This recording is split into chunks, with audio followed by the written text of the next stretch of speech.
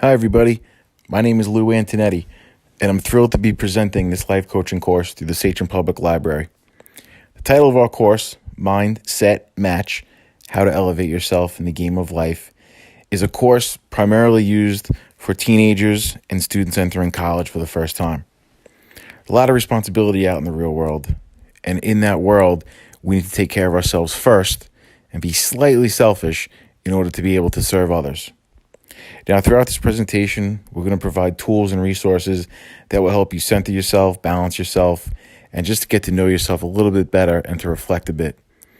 The biggest piece right now in people's lives is that there are too many distractions out there and technology and a lot of instant gratification. And with that instant gratification comes impatience.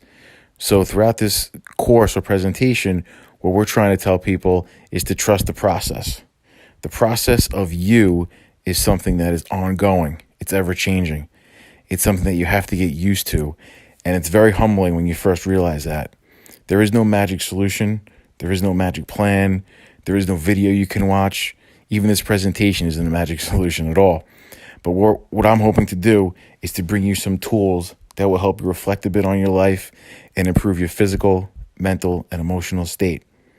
Now, throughout the whole course that we have going forward, there will be opportunities where you can contact me about topics you'd like discussed in the future or topics you'd like further discussion on that I talk about today. So please enjoy the rest of the presentation. I thank you for taking the time to click on this video, and I hope you find it helpful.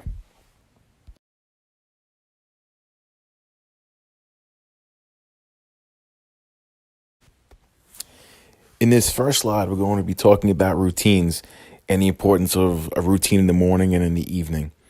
I think when people think about routines, it sounds like a boring, monotonous routine or a repetitive routine. But if your routine is contributing positively to your life, it becomes something that you look forward to each day. And the origin of the word routine comes from route or route, kind of like a road or roadmap to your day.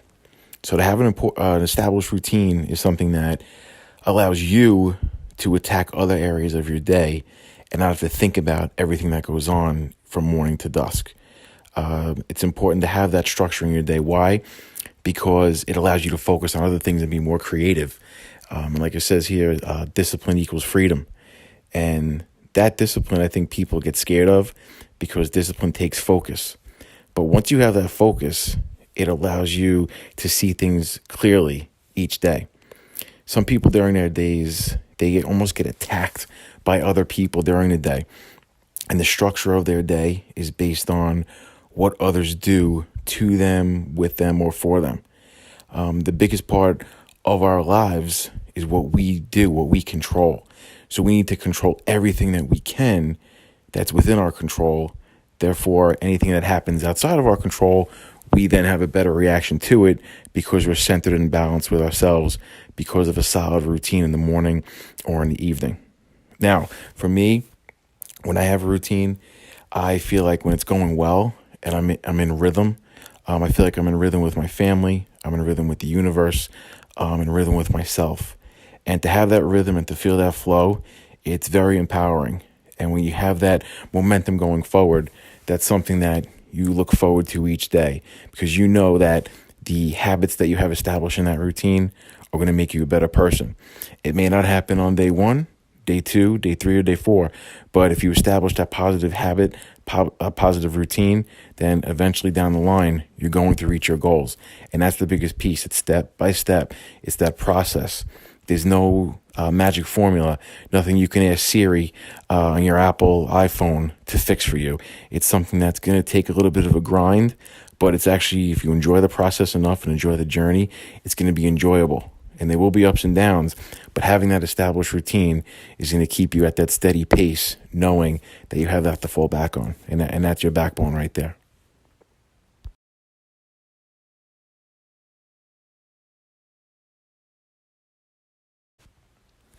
Next up, my 2 favorite inputs for my brain each day. Throughout this session, of course, we're going to talk about some general concepts and some general ideas on how to improve your life. Is the recipe going to work for everybody? No. but I'm trying to offer tips and tools, specific tips and tools that you can use during your day that can benefit you. A lot of people out there, coaches, things like that, they just mention how to do certain things or what you need to do. But I think the tools and resources, specific tools and resources, are very important. So these two podcasts I listen to each day. Does it happen every single day? No, but most days I try to get them in. The first one, as you can see, is by Deepak Chopra, which I'm sure most people have heard of, and his podcast is called Daily Breath. Not only does it offer some podcast full of meditations, but it also offers just general way into deeper life meaning, something that I really like to start my day off with. So I listen to the Daily Breath in the AM, usually on my way to work in my car. It's something that really centers my day and gets my breathing in a good state. No matter what I have going on later that day, this just kind of balances me before I encounter anything. And the second podcast, one that I was turned on to from a book that I purchased called The Daily Stoic. The Daily Stoic is a book that kind of in line with a life principle book, basically saying what rules you should live your life by. But it's based off 2,000-year historical figures such as Marcus Aurelius, Seneca, people from Greek and Roman times where back in those days, the system of virtue, the idea of virtue and of self and being able to control your reactions to situations.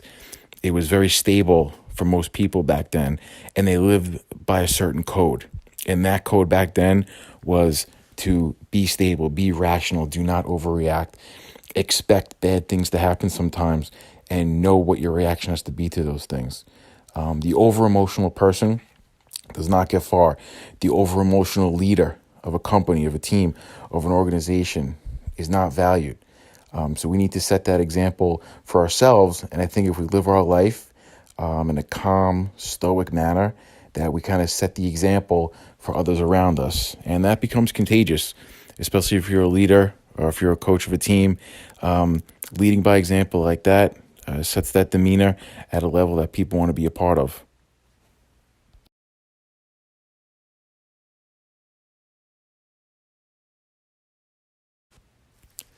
Now, as I said in the previous slide, during this session, what we're going to talk about are specific things that could possibly help alter your mind or alter your way of thinking, alter your habits, which will ultimately alter your way of life in a positive way. Not many books or movies affect the way I think. It's got to be something pretty special for me to really reflect on and say, wow, that's something I need to try to follow. This movie here, Free Solo, I'm sure many people have seen it. It's won a number of awards. I happened to see it on Disney Plus. We're flipping through one day while being home from school. But this movie and this individual, this man, the way he lives is the first thing I'd like to talk about. He lives very simply. I know it's a little extreme. He lives in a nice big van, but the reason why he lives there, he just doesn't want any distractions. He's all about the simple life. I think he cooks his same meal every night in the same cast iron skillet, mixes up vegetables, eats a quality diet. So that simplicity in life, I think, is key to our focus. And obviously his focus, free soloing mountains, and which he tries to up the ante every time he goes. And in this movie, I think it was the first time somebody tried to free solo the mountain in this movie. El Capitan it was called. But this individual, his focus, his drive, the fact that he can be on the side of a mountain with no ropes, no cables, no supports is something that really inspired me. And I think it's somebody who has extreme confidence, obviously a huge risk taker.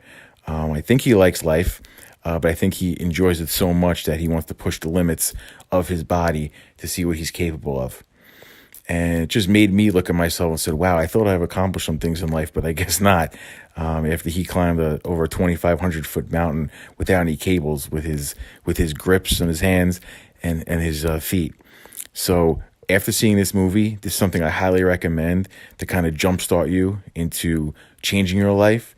This is something that was really powerful, and to see what he overcame the obstacles he overcame while he was climbing the mountain, no pun intended, he was able to overcome them, and he had to overcome them instantly without an excuse. And a big piece about this movie too is he was accountable for himself. There weren't any excuses. The accountability that he had could result in death. So if he made a mistake, he died pretty much. So I think for us, we're very lucky today where if we make a mistake, we can fix it. But a lot of people in society today treat mistakes as the end of the world, or I can't believe you did that, and they belittle and demean people for making mistakes. So to make a mistake in the real world, that's okay. Most mistakes can be fixed. Don't feel bad about it. But watching this movie made me realize that mistakes in the real world are okay. They're natural. They happen. Mistakes on a mountain result in a really negative consequence. So be grateful for every day you live. Be grateful for the mistakes you make because you can learn from them. It's not going to be the end of your life. And that's a big thing to remember. Don't take it to an extreme.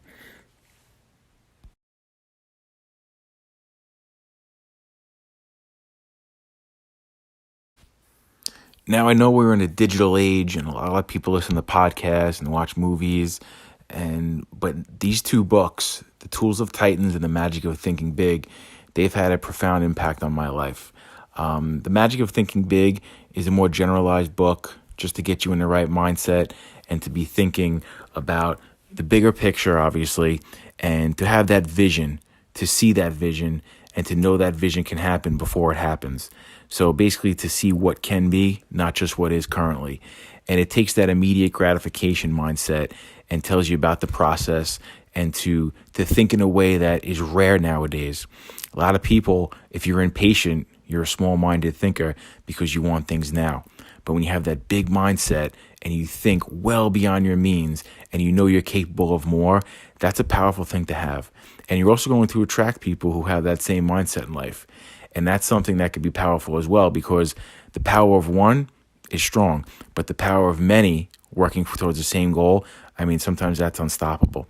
So The Magic of Thinking Big, great book. And like I said, the biggest lesson I learned from it was that you do not have to be a super intellectual or a super talented person to have success and be satisfied with life. The one thing you need to learn and understand is the habit of thinking and behaving in ways that will get you to the goals that you want to achieve.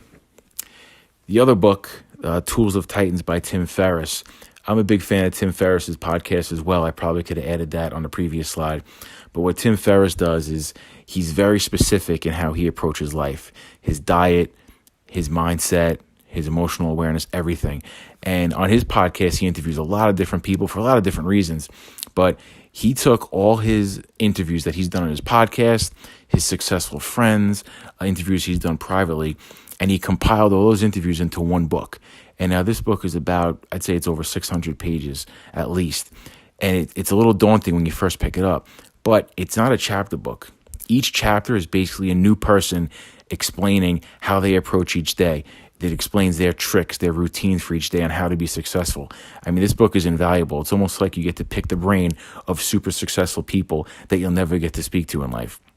So you're taking a dip into their diary or their journal and how they approach each day. So it's a very valuable book. I highly recommend it. A lot of different lessons in it. I can't even get into them now. But like I said, to compile all these smart, intellectual, hardworking, grinding people into one book. And, you know, some interviews are a page long, some are 5 pages, but there's a lot you can take from it. I've earmarked a lot of pages in it, and it's a book that I constantly reference back to try to refine my life sometimes and reflect on what I'm doing.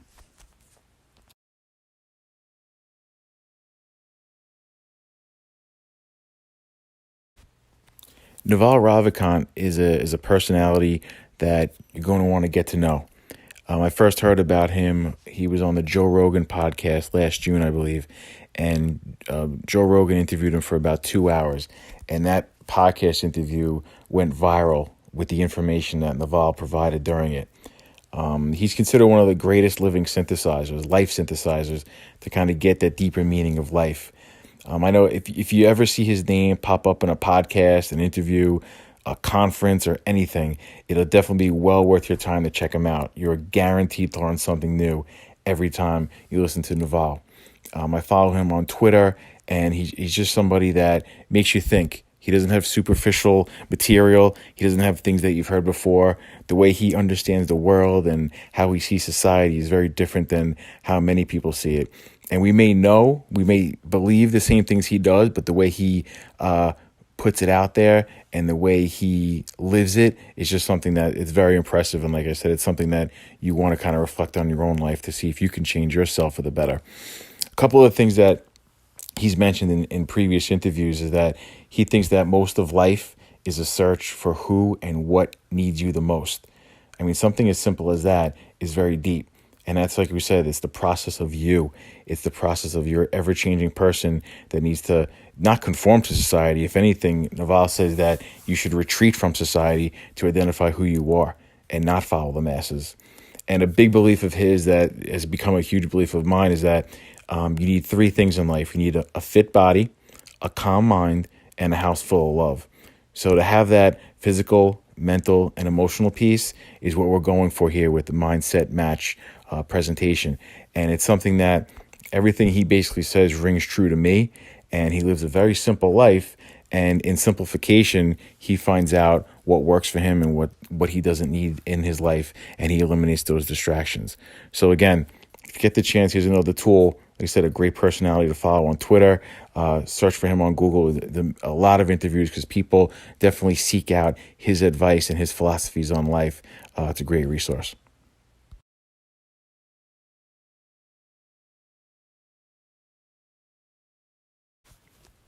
We live in a high-tech society, and with that technology comes a lot of screen time. And that screen stress is something that we need to keep track of. The screen stress I'm talking about, I see a lot in high school students where they're constantly on their cell phones. And when you're on your cell phone, you can control what you get from that. So the problem, I think, is it's not the actual device, the phone, it's how we're utilizing it. We have at our fingertips a lot of inputs for us mentally, and we need to control those inputs and how we process those. A lot of students, a lot of teenagers today, they look to their phone for almost a need or a desire, a satisfaction, where we're looking at texts and emails, videos, Facebook, Instagram, things that we have to see what kind of value we're getting from the inputs we're getting from our phones and our laptops. Currently today, a lot of people, like I said, they don't get outdoors enough. And this slide shows that. It's something where we need to get into nature more and we need to exercise more and get out in the open air. And, I've heard the term before and I kind of laughed about it. My wife mentioned it once, but she said that people in Japan and China, they take these things called forest baths. They don't literally take a bath in the forest, but it's just something to be surrounded, have your body, have your physical state and your mental state surrounded by nature, something that's not wires or wireless or technology or a screen. And you get lost in that in a way. And getting lost and retreating from society is actually healthy. When you start to follow the masses and try to process all this information, our minds were not made to process this much information this quickly. There's so much at our fingertips, and we have to make sure that what we're inputting into our brains is positive and it's at the correct pace. It's almost as if technology advanced further in a way where our brains can't process all this information that we receive now. It's just too much. It's on overload. And the people who can manage it, they're doing okay. But it's the people who don't realize what they're doing and the addiction to the technology, what it's doing to their brain over time. It increases their anxiety. It increases depression levels. And that's something it's a direct relationship since I think the iPhone came out. Each year, every year, anxiety and depression go up. And that's part of the reason why we also started this presentation of Mindset Match. It's something that we see a need for it in high schools and going into college to try to help people step back, see what you're doing, reflect on your actions. But while you're stepping back, also step out into nature and see what's there and realize that you can take this break. You're not going to be missing much and you're going to be okay.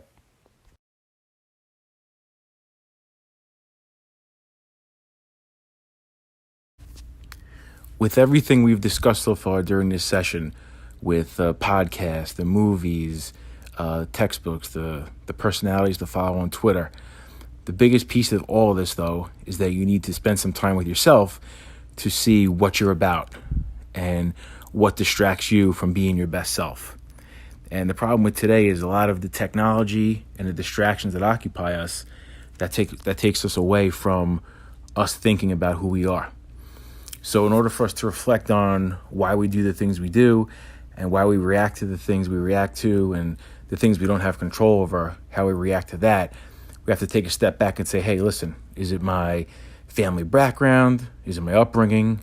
Or maybe it's my ego? Or maybe it's the people that I'm spending time with. The biggest thing is we need to focus on the things that are taking away from our greatness, and we need to eliminate those things. And once you do that, it becomes easier to know who you are. I think today being bored has become obsolete with all the technology surrounding us. The fact is, though, being bored and spending time with yourself is the only way that you can genuinely reflect on who you are. And we all need the time to think, to see where we are at in life, and if we have to change our patterns of behavior or not, and what routines we have right now that are affecting us. And the biggest piece is we need to take those baby steps. And what I tell a lot of students in school and people on the outside, that it's about progress, not perfection. You're not going to get this. There's no timetable. There's no timetable for anybody. Some people might get it right when they're 25, some people 30, but you're constantly evolving. And the biggest piece you have to know too is that you're a magnet. You're going to attract the type of energy that you're putting out in the universe. So think about it. When you look in the mirror, are you a positive person? Are you a complainer? Are you somebody who gossips? Because whichever one of those you are, that's the type of people you're going to attract. And when you look in that mirror, what do you see? Not only physically, but mentally. Not many people look in the mirror and say, hey, I need to complain less, or hey, I need to be more positive. A lot of people, when they look in the mirror, they just look at themselves physically, which is obviously a superficial way of looking at things. So to take that time to reflect, to have that conversation with yourself is the most important conversation you can have. And if you could have it as often as possible on a daily basis, just take 5 to 10 minutes a day to see where you're at. It's going to help you a lot in the long run.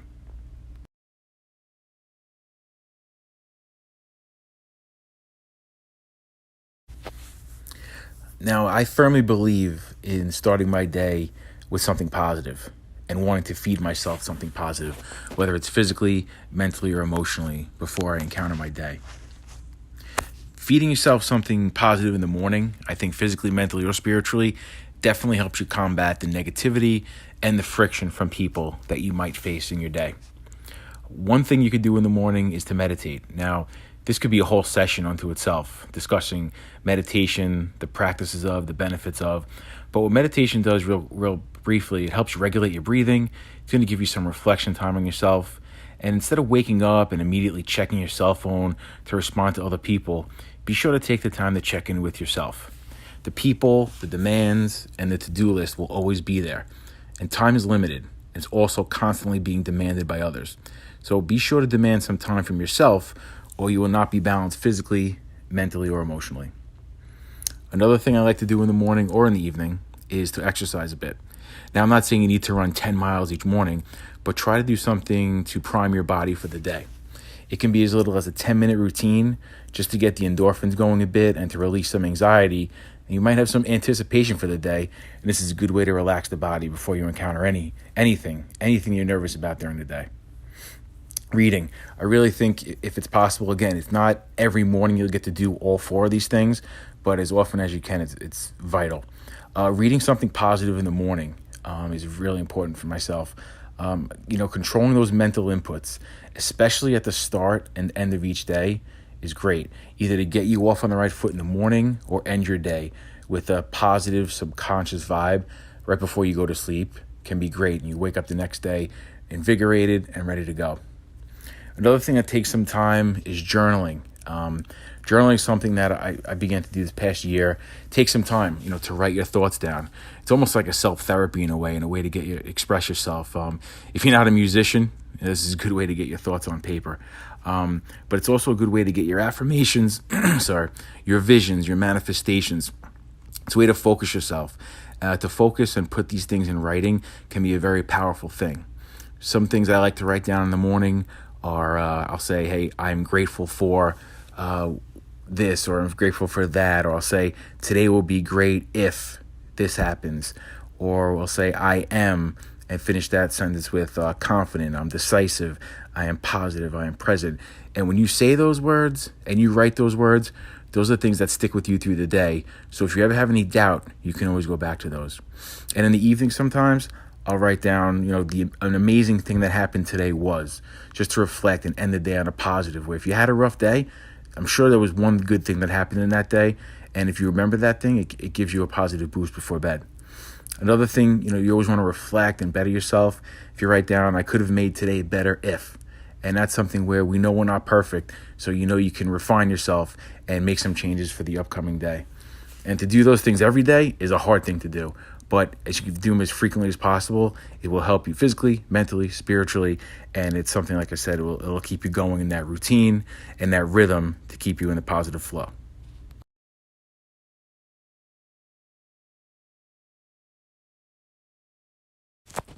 So this concludes our presentation for today. I'd like to thank you all for taking the time to view and listen to my first life coaching session through the Sachem Public Library.